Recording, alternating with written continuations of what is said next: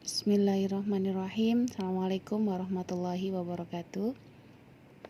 Kali ini presentasi yang saya bawakan mengenai use case dan activity diagram dengan saya Mirwahatul Jannah, Teknik Informatika STTM Aid Fahrudin. Dalam presentasi kali ini kita akan membahas sedikit tentang apa itu use case, apa itu activity diagram, dan apa aja tanda-tanda atau notifikasi yang sering digunakan pada use case dan activity diagram. Termasuk nanti kita akan juga langsung studi kasus praktek mengenai penerapan use case dan activity diagram dalam suatu program. Mari kita mulai. Use case adalah pemodelan untuk menggambarkan behavior atau kelakuan sistem yang akan dibuat, menggambarkan sebuah interaksi antara satu atau lebih aktor dengan sistem yang akan dibuat tersebut. Use case digunakan untuk memahami fungsi apa saja yang ada di dalam sebuah sistem dan siapa saja yang dapat menggunakan fungsi tersebut. Bagaimana dengan activity diagram? Activity diagram menggambarkan macam-macam alir aktivitas yang akan dirancang dalam sebuah sistem. Pada dasarnya memiliki struktur hampir mirip dengan flowchart dalam perancangan sistem secara terstruktur. Activity diagram dibuat berdasarkan sebuah use case atau beberapa use case dalam use case diagram. Ada beberapa notifikasi atau mungkin icon yang sering digunakan dalam pembuatan use case maupun activity diagram. Yang pertama, kita akan membahas tentang notifikasi atau icon simbol pada use case. Pertama, untuk simbol seperti ini biasa menjelaskan mengenai aktor. Aktor yakni mewakili peran orang, sistem yang lain atau alat ketika berkomunikasi dengan use case. Selanjutnya, lambang seperti ini atau simbol seperti ini dinamakan use case. Use case itu sendiri yang mana abstraksi dan interaksi antara sistem dan aktor. Interaksi antara aktor dengan sistem. Selanjutnya, tanda panah seperti ini namanya association, yaitu abstraksi dari penghubung antara aktor dengan use case, yang menghubungkan antara use case dan aktor dengan menggunakan association. Selanjutnya, dengan simbol seperti ini namanya generalisasi, menunjukkan spesialisasi aktor untuk dapat berpartisipasi dengan use case. Selanjutnya ada lagi kat penghubung, tetapi dengan menghubungkan secara include maupun extend. Perbedaannya adalah untuk include yaitu menunjukkan bahwa suatu use case seluruhnya merupakan fungsionalitas dari use case lainnya.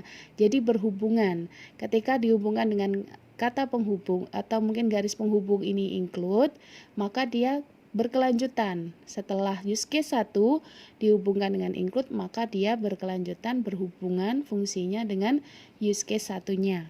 Sedangkan dengan extend itu perbedaannya adalah dia menunjukkan bahwa suatu use case merupakan tambahan fungsional dari use case lainnya jika suatu kondisi terpenuhi. Dia tidak harus dilakukan setelah use case yang awal, sehingga dia di luar dari kondisi yang harus sesuatu kondisi yang terpenuhi sehingga dia mewajibkan use case itu dilakukan. Bagaimana? Nanti kita akan menunjukkan pada studi kasus yang akan kita bahas. Notifikasi selanjutnya yaitu notifikasi activity diagram. Ada beberapa yang sering digunakan. Yang pertama swim lane, yaitu menunjukkan siapa yang bertanggung jawab melakukan aktivitas dalam suatu diagram. Start state yaitu menunjukkan di mana aliran kerja itu dimulai. End state menunjukkan di mana aliran kerja itu berakhir. Selanjutnya action state yaitu langkah-langkah dalam sebuah activity. Action bisa terjadi saat memasuki activity, meninggalkan activity atau pada event yang spesifik. Selanjutnya untuk simbol seperti ini dinamakan decision. Menunjukkan di mana sebuah keputusan perlu dibuat dalam aliran kerja, yes or no. Selanjutnya, untuk simbol seperti ini, synchronization menunjukkan dua atau lebih langkah dalam aliran kerja berjalan secara serentak. Itulah simbol notifikasi dan sedikit penjelasan tentang use case dan activity diagram. Selanjutnya kita langsung masuk pada studi kasus yang akan kita buatkan use case dan activity diagramnya. Yaitu kita akan membuat sistem request yaitu service AC online Google. Business need melayani kebutuhan servis AC yang terkendala, bekerja sama dengan teknisi AC di daerah setempat. Itu kebutuhan bisnisnya. Bisnis equipment-nya ada teknisi AC dan pelanggan pengguna layanan. Business value, aplikasi ini mempermudah konsumen melakukan servis unitnya tanpa perlu mendatangi tempat servis AC atau mencari kontak person layanan AC. Special issue, aplikasi ini diharapkan mampu memberikan kemudahan konsumen dan teknisi dalam mengakses pelayanan servis AC. Setelah kita membuat studi kasus seperti ini, kita buatkan sistem request-nya. Dari sini kita akan mempraktekkan diterapkan kepada use case diagram. Seperti apa? Berikut. Untuk use case sistem Google kita ambil digunakan sebagai contoh pembuatan use case. Yang pertama akan melibatkan customer atau pelanggan yang merupakan pengguna use case sistem Google. Selanjutnya adalah teknisi yang juga sebagai aktor pengguna sistem Google. Pertama, apakah use case yang dilakukan oleh customer yaitu memilih menu. Baik customer atau pelanggan dan teknisi itu sama-sama mempunyai pilihan untuk memilih menu. Kemudian bisa memilih lokasi, menentukan jumlah unit, menentukan jenis layanan, mengecek orderan masuk, membuat faktur, dan dua ini yang dilakukan oleh teknisi. Sedangkan 3 sebelumnya itu yang dilakukan oleh pelanggan. Selanjutnya melakukan transaksi pembayaran juga dilakukan oleh pelanggan atau customernya. Melakukan penilaian dan melakukan logout ini dilakukan oleh kedua aktor. Sedangkan untuk melakukan login ini masuk pada tipe include penghubungnya karena setelah memilih menu sudah pasti dia harus login. Gitu. Selanjutnya perbedaannya dengan extend yaitu ketika menentukan jenis layanan dia tidak harus menentukan jenis kerusakan karena dalam layanan itu ada kalanya hanya berupa servis harian, jadi servis bulanan atau mungkin berkala, tidak menimbulkan kebutuhan untuk perawatan yang berupa kerusakan, jadi tidak perlu menentukan jenis kerusakan.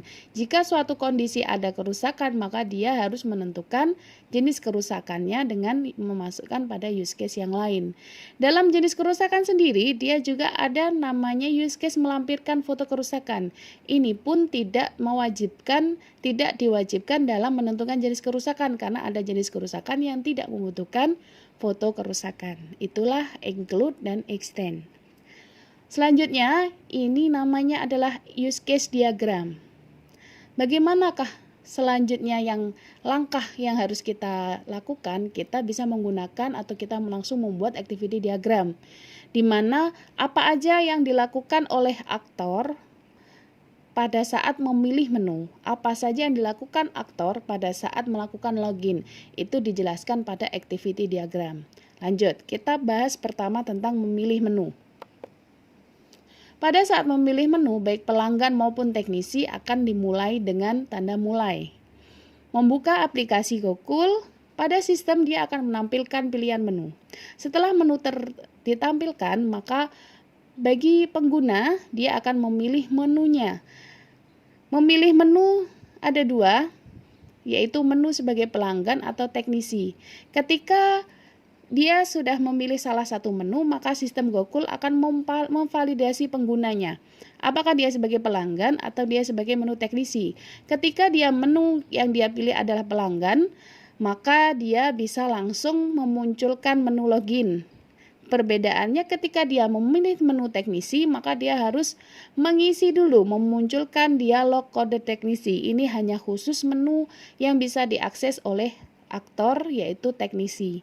Ketika dia memilih menu teknisi, akan dimunculkan oleh sistem memunculkan dialog kode teknisi, yang mana harus diisi oleh pengguna, memasukkan kode teknisi. Selanjutnya sistem akan memvalidasi kode teknisi. Setelah memvalidasi apakah dia valid atau tidak, di sini muncul decision. Ketika dia valid, maka dia memunculkan menu login.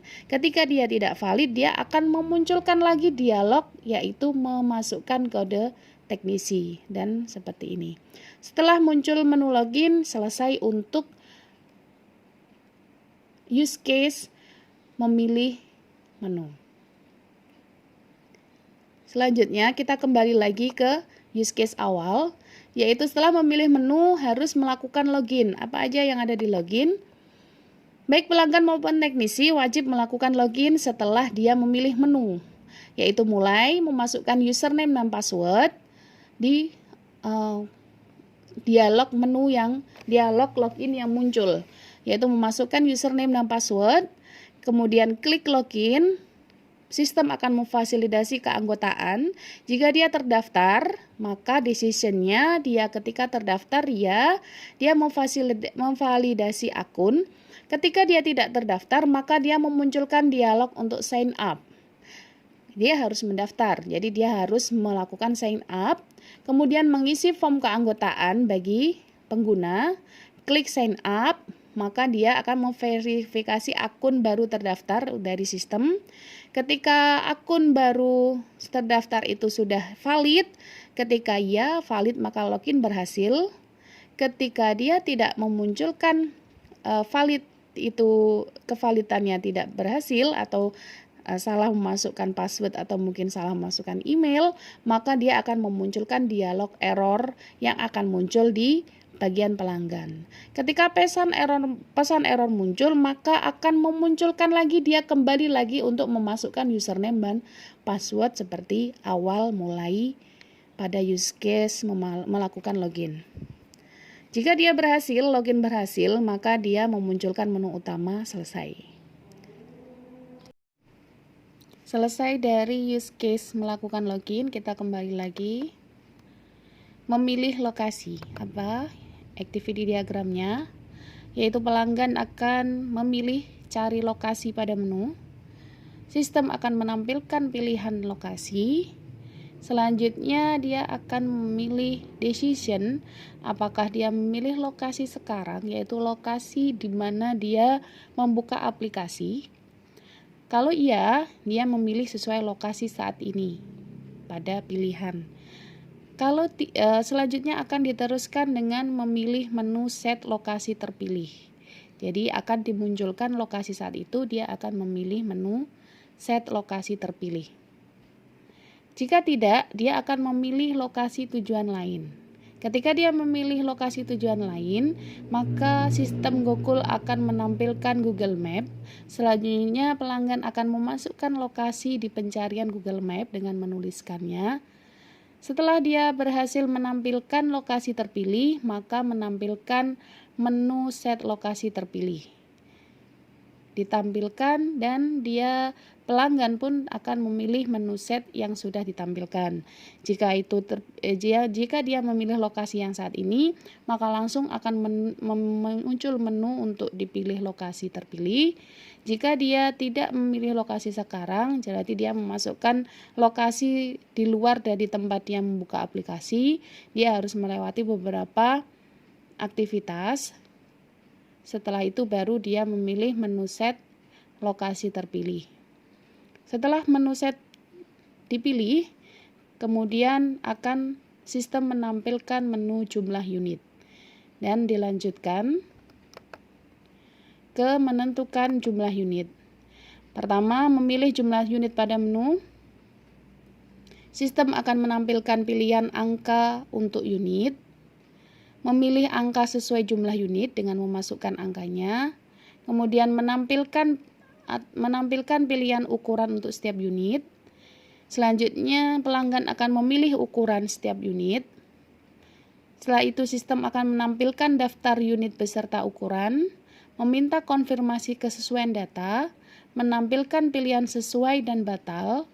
Selanjutnya pelanggan akan mengecek kesesuaian data dengan pilihan. Jika itu tidak sesuai, dia akan memilih batal dan kembali lagi memilih jumlah unit seperti langkah awal. Ketika itu sudah sesuai, dia akan memilih sesuai dan sistem akan menampilkan menu jenis layanan. Next, kita masuk lagi ke menentukan jenis layanan. Pada use case memilih jenis layanan, pelanggan akan memulai dengan memilih unit yang akan ditentukan dulu pada menu jenis layanan. Sistem akan menampilkan pilihan jenis layanan. Pelanggan memilih jenis layanannya pada menu sesuai dengan pilihan yang ada di situ.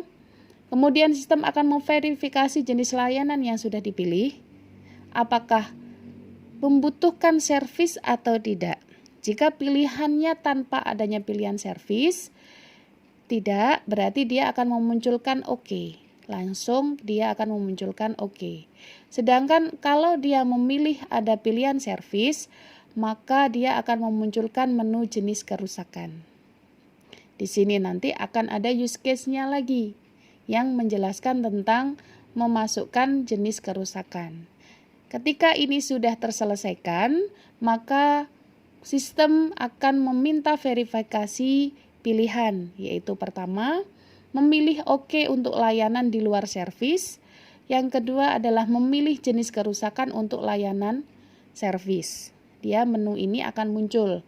Tetapi jika dia memilih hanya untuk servis, maka dia akan muncul jenis kerusakan. Jika dia tidak membutuhkan servis, maka dia bisa langsung mengklik atau memilih OK. Setelah terpilih, sistem akan memunculkan data setiap unit dengan jenis layanan terpilih. Dia akan melist ulang sesuai dengan data atau mungkin layanan yang sudah dia isikan. Selanjutnya, sistem akan meminta konfirmasi kesesuaian data dengan memunculkan pilihan OK dan batal. Pelanggan akan mengkonfirmasi kesesuaian data. Jika sudah sesuai, maka dia akan memilih OK dan sistem akan memunculkan menu utama. Kalau dia memilih tidak sesuai, berarti dia memilih batal, dia akan kembali lagi untuk menentukan unit yang akan ditentukan jenis layanannya. Untuk use case menentukan jenis layanan selesai. Kita kembali lagi ke di sini. Setelah menentukan jenis layanan, ada extend yaitu menentukan jenis kerusakan jika dia memilih layanan yang membutuhkan servis. Apa aja di situ? Memilih jenis kerusakan pada menu. Memunculkan dialog pengisian jenis kerusakan. Pelanggan akan mengisi form jenis kerusakan. Akan ada decision apakah memerlukan lampiran foto atau tidak. Jika dia membutuhkan lampiran foto, dia akan memilih lampirkan foto. Maka sistem akan memunculkan kolom lampirkan foto dan pelanggan akan melampirkan foto kerusakan. Sedangkan dia ketika pada saat mengisi form jenis kerusakan memilih tidak melampirkan foto, maka sistem akan langsung memverifikasi data jenis kerusakan. Jadi saat dia tidak melampirkan foto, dia tidak perlu memilih atau mengklik lampirkan foto. Dia akan langsung memverifikasi data jenis kerusakan dan meminta konfirmasi kesesuaian data, memunculkan pilihan OK dan batal. Pelanggan akan mengkonfirmasi. Ketika belum sesuai, dia akan memilih batal dan kembali ke menu awal, memilih untuk kembali ke aktivitas awal. Sedangkan kalau dia sudah menganggap itu sesuai, maka dia akan memilih OK dan sistem akan memunculkan menu utama selesai. Next, di sini tadi ada memilih lampirkan foto. Ini ada use case-nya tersendiri. Bagaimana kita akan melampirkan foto kerusakan? Memilih lampirkan foto kerusakan, memunculkan pilihan ambil foto dan ambil file. ada dua pilihan yang dimunculkan oleh sistem, yaitu ambil foto secara langsung atau ambil file, yaitu yang sudah ada di handphone pengguna. Selanjutnya, untuk pelanggan akan mengambil foto yang dilampirkan. Dia akan memilih decision menggunakan kamera langsung atau tidak. Jika dia memilih menggunakan kamera langsung, berarti dia akan mengklik atau memilih ambil foto. Kalau tidak, dia akan memilih ambil file. Setelah itu, setelah memilih, maka sistem akan meminta konfirmasi. Setelah sudah dimasukkan datanya, dimasukkan fotonya, sistem akan meminta konfirmasi, memunculkan pilihan selesai, tambah, dan batal. Kemudian pelanggan akan mengkonfirmasi kesesuaian data dengan memilih batal atau selesai atau tambah. Ketika dia memilih batal, maka pelanggan akan kembali lagi untuk melakukan aktivitas dari awal, yaitu melampirkan foto. Jadi semua aktivitas ini dibatalkan. Ketika dia memilih tambah, maka dia akan melampirkan lagi. Di sini untuk menambahkan menu, ini seharusnya di atas ini ya. Ini seharusnya nyambungnya ke sini. Memunculkan pilihan ambil foto dan ambil file. Ini ada kesalahan di sini ya. Dia akan menentukan lagi apakah foto itu diambil langsung atau diambil file. Selanjutnya kalau dia memilih selesai, maka sistem akan memunculkan menu utama karena aktivitas ini sudah selesai.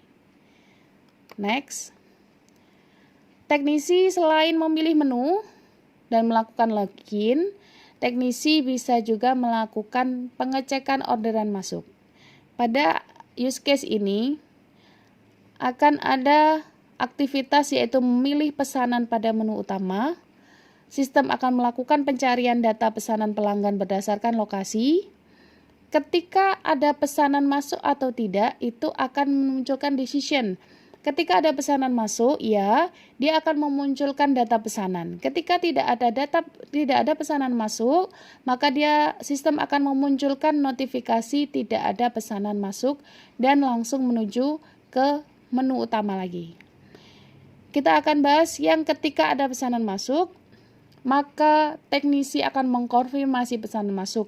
Apakah pesanan itu diterima atau tidak? Ketika pesanannya diterima, maka dia memilih ambil. Ketika dia memilih tidak, maka dia memilih tolak. Dan ini juga ada penghubungnya. Ketika dia memilih tolak, maka seharusnya ini ada menuju ke sini, memunculkan menu utama. Ini ada kekurangan di sini ya. Memilih tolak, maka dia akan memunculkan menu utama. Setelah memilih ambil, maka sistem akan memunculkan dialog kolom jadwal pelaksanaan. Teknisi akan mengisi kolom jadwal pelaksanaan. Sistem melakukan konfirmasi jadwal dengan pelanggan. Jika jadwal sesuai, maka jadwal akan diterima. Ketika pelanggan melakukan penolakan atau mungkin tidak menerima jadwal, maka sistem akan melakukan penolakan jadwal dan memunculkan lagi kolom untuk jadwal pelaksanaan. Ketika jadwal sudah diterima, maka sistem akan memunculkan notifikasi penerimaan jadwal. Setelah itu memunculkan menu utama selesai. Next. Use case apa lagi yang akan kita bahas, yaitu membuat faktur pembayaran yang dilakukan oleh teknisi. Yaitu membuat faktur pembayaran pada menu, memunculkan form pembuatan faktur pembayaran oleh sistem. Teknisi akan mengisi formnya.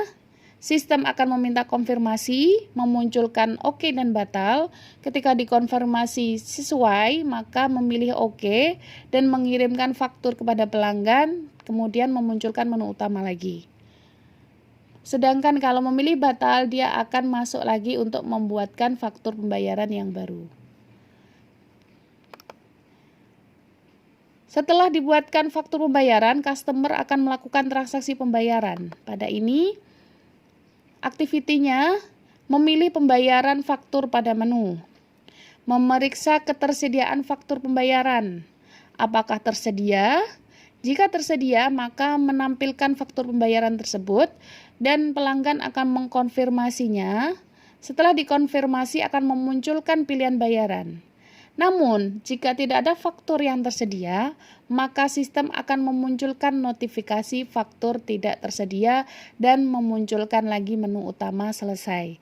Tetapi ketika ada, kita lanjutkan dengan memunculkan pilihan pembayaran. Kemudian pelanggan akan memilih cara pembayaran, apakah tunai atau tidak. Ketika dia memilih tunai, dia akan melakukan langsung pembayarannya dengan tunai, yaitu dia akan memilih pembayaran tunai, transaksi dilakukan di tempat.